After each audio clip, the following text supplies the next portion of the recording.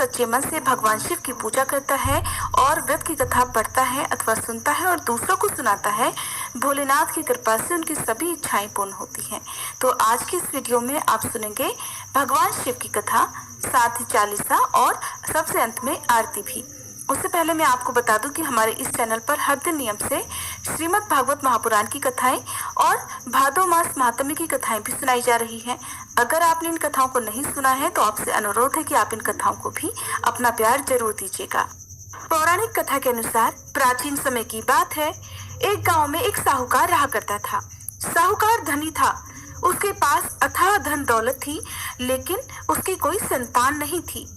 साहूकार भगवान शिव को प्रसन्न करने के लिए सोमवार को व्रत रखा करता था और व्रत के दौरान वह विधि पूर्वक भगवान शिव और देवी पार्वती की पूजा और शाम को प्रदोष काल के समय शिवलिंग पर दीपक भी जलाता था। साहूकार की भक्ति और पूजा अर्चना को देखकर एक दिन माता पार्वती ने भगवान शिव से कहा कि हे प्रभु, ये साहूकार तो आपका परम भक्त है, हर सोमवार को विधि विधान से आपकी पूजा करता है। मुझे लगता है कि आपको उसकी मनोकामना अवश्य ही पूर्ण करनी चाहिए। तब भगवान शिव ने देवी पार्वती की बात सुनकर कहा कि हे गौरी, ये संसार एक कर्म क्षेत्र है। जैसे एक किसान अपने खेत में बीज बोता है तो कुछ समय बाद उसे पेड़ मिलता है, ठीक उसी तरह इस संसार में आदमी जैसा भी कर्म करता है तो उसे उसका फल भी वैसा ही मिलता है। लेकिन माता पार्वती ने भोले भंडारी से दोबारा आग्रह किया और कहा, हे नाथ, फिर भी आप इसकी मनोकामना को पूर्ण कर दीजिए, क्योंकि ये आपका परम भक्त है और अगर आप ही अपने भक्तों की इच्छा को पूर्ण नहीं करेंगे तो फिर भला भक्त आपकी पूजा आराधना क्यों करेंगे। माता पार्वती के इतना आग्रह करने पर भगवान शिव ने कहा, देवी, ये धनवान साहूकार है और इसका कोई भी पुत्र नहीं है, इसीलिए ये सदैव चिंतित रहता है। हालांकि इसके भाग्य में किसी संतान का योग नहीं है, परंतु आपके आग्रह करने पर मैं इसे पुत्र प्राप्ति का वरदान देता हूँ। लेकिन इसका पुत्र केवल 12 साल तक ही जीवित रहेगा, मैं इससे ज्यादा कुछ नहीं कर सकता हूँ। फिर एक रात भगवान शिव ने साहूकार को स्वप्न में दर्शन दिए और कहा कि उसे जल्द ही पुत्र की प्राप्ति होगी, लेकिन उसका पुत्र दीर्घायु नहीं बल्कि केवल 12 वर्ष तक ही जीवित रह पाएगा। ये बात सुनकर साहूकार ना तो प्रसन्न हुआ और ना ही ज्यादा दुखी हुआ। स्वप्न में सब कुछ जानने के बाद भी साहूकार ने पूजा अर्चना जारी रखी और कुछ दिनों बाद साहूकार की पत्नी गर्भवती हो गई और उसने एक सुंदर बालक को जन्म दिया। बालक के जन्म से घर पर हर्षोल्लास का माहौल था, लेकिन साहूकार खुश नहीं था, क्योंकि उसे पता था कि उसके बालक का जीवन केवल 12 वर्ष तक का ही है और उसने किसी को भी ये बात नहीं बताई थी। जब वह बालक 11 वर्ष का हुआ तो साहूकार की पत्नी ने बालक के विवाह की बात साहूकार से कही, लेकिन साहूकार ने इस बात से इनकार कर दिया और उसे शिक्षा के लिए काशी भेज दिया। साहूकार ने बालक के मामा को बुलाया और पैसे देकर उन्हें बालक के साथ काशी जाने का आदेश दिया।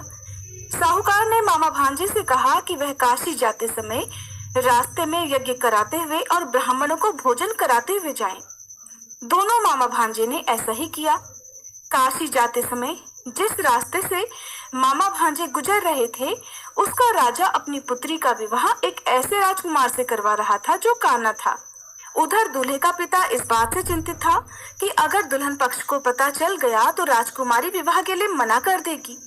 इसलिए उसने जब साहूकार के पुत्र को देखा तो उसने सोचा कि मैं अपने बालक के स्थान पर तोरण के समय इस बालक को बिठा दूंगा और दुल्हन के पक्ष वालों को पता भी नहीं चलेगा।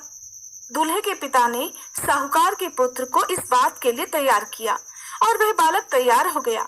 इस तरह उस बालक ने दूल्हे के कपड़े पहन लिए और घोड़ी पर चढ़कर तोरण की रस्म को पूरा किया। तोरण के बाद जब फेरों की बारी आई तो दूल्हे के पिता ने फिर साहूकार के पुत्र से अनुरोध किया कि वह दुल्हन के साथ फेरे भी ले ले, ताकि विवाह संपन्न हो सके और ये बात छुपी रहे। मामा राजी हो गए और विवाह समारोह भी संपन्न हो गया। विवाह संपन्न होने के बाद मामा भांजा काशी के लिए प्रस्थान कर गए, परंतु साहूकार के पुत्र ने दुल्हन के कपड़ों पर लिख दिया कि तुम्हारा विवाह तो मुझसे हुआ है, लेकिन तुम जिसके साथ विदा किए जाओगी वह एक आंख वाला आदमी है और मैं काशी शिक्षा ग्रहण करने जा रहा हूँ। जब राजकुमारी ने ये बात पढ़ी तो उसने राजकुमार के साथ जाने से इनकार कर दिया और अपने पिता से कहा कि ये मेरा पति नहीं है, मेरे पति शिक्षा ग्रहण करने काशी गए हुए हैं। जब सब जगह ये बात फैल गई तो मजबूरी में दूल्हे के पिता ने सारी बात सच सच बता दी और दुल्हन के पिता ने फिर बेटी को भेजने से इनकार कर दिया। इधर मामा भांजे दोनों काशी पहुंच गए और बालक शिक्षा ग्रहण करने लगा। तब मामा ने यज्ञ करना शुरू कर दिया। जब साहूकार का पुत्र 12 वर्ष का हुआ तब एक दिन उसने अपने मामा से कहा कि उसकी तबीयत ठीक नहीं है और वह सोने के लिए अंदर जा रहा है। साहूकार का पुत्र अंदर सोने के लिए कमरे में गया तो उसकी मृत्यु हो गई। थोड़ी देर के बाद जब मामा अंदर पहुंचे तो उन्होंने बालक को मृत अवस्था में देखा और बहुत दुखी हुए, परंतु वह रो नहीं सकते थे वरना उनका यज्ञ अधूरा रह जाता। इसलिए मामा वापस आकर यज्ञ करने लगे और यज्ञ पूरा करने के बाद और ब्राह्मणों को भोजन कराने के बाद मामा अपने मृत भांजे को देखकर विलाप करने लगे। ठीक उसी समय उसी मार्ग से भगवान शिव और देवी पार्वती जी जा रहे थे। माता पार्वती ने किसी के रोने की करुण आवाज सुनी तो भगवान शिव से कहने लगी कि हे प्रभु, कोई मनुष्य रो रहा है, चलिए उसके दुख को दूर करते हैं। तब भगवान शिव और देवी पार्वती मामा के पास गए और उन्होंने जब मृत बालक को देखा तो हैरान रह गए, क्योंकि वह भगवान शिव के आशीर्वाद से जन्मा साहूकार का पुत्र था। माता पार्वती ने कहा, हे नाथ, ये तो साहूकार का पुत्र है जिसे आपने केवल 12 वर्ष तक ही जीवन जीने का वरदान दिया था, इसलिए आज 12 वर्ष की आयु पूरी होने पर वह मृत्युलोक को चला गया। देवी पार्वती ने मृत बालक को देखा तो उन्हें दया आ गई और भगवान शिव से हाथ जोड़कर कहने लगी, हे प्रभु, आप बस एक बार इस बालक को जीवन दान दे दीजिए, वरना इसके माता पिता जीते जी मर जाएंगे। माता पार्वती के कई बार आग्रह करने पर भगवान शिव ने उनकी बात मान ली और उस बालक को जीवन दान दे दिया। साहूकार का पुत्र जीवित हो गया और मामा भांजे अपने घर की ओर प्रस्थान कर गए।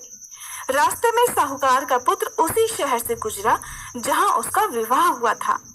दुल्हन के पिता ने बालक को पहचान लिया और मामा भांजे को लेकर महल में आ गए। फिर दुल्हन के पिता ने एक समारोह किया और अपनी पुत्री को धूमधाम से साहूकार के पुत्र के साथ भेज दिया। उधर जब साहूकार का बालक अपनी पत्नी के साथ घर पहुंचा तो उसके माता पिता अंदर कमरे में बंद होकर बैठे हुए थे।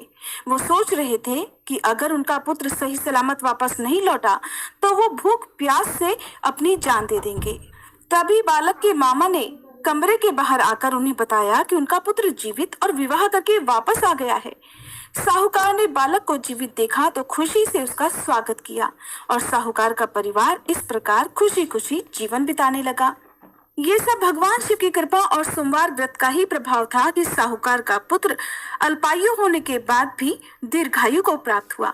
इस प्रकार जो भी भक्त सच्चे मन से भगवान शिव की पूजा करके आज के दिन इस कथा को पढ़ता है अथवा सुनता है और दूसरों को सुनाता है, भगवान शिव उनके सभी दुख दूर करते हैं, उनकी सभी मनोकामनाएं पूर्ण करते हैं।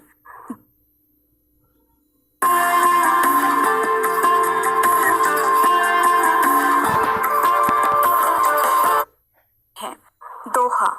जय गणेश गिरिजा सुवन, मंगल मूल सुजान, कहत अयोध्या दास तुम, देहु अभय वरदान। जय गिरिजापति दीन दयाला, सदा करत संतन प्रतिपाला। भाल चंद्रमा सोहत नीके, कानन कुंडल नाग फनी के।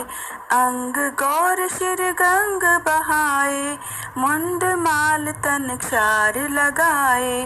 वस्त्र खाल बाघंबर सोहे, छवि को देखी नाग मन मोहे। मैना मातु की हवे दुलारी, बाम अंग सोहत छवि न्यारी। कर त्रिशूल सोहत छवि भारी, करत सदा शत्रुन क्षयकारी। नंदी गणेश सोहे तह कैसे, सागर मध्य कमल है जैसे। कार्तिक श्याम और गणुराऊ, या छवि को कही जात न काऊ।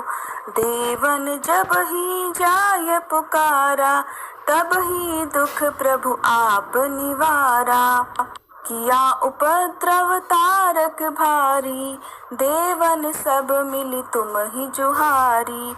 तुरत षडानन आप पठायऊ, लव निमेष मह मारी गिरायऊ। आप जलंधर असुर संहारा, सुयश तुम्हार विदित संसारा।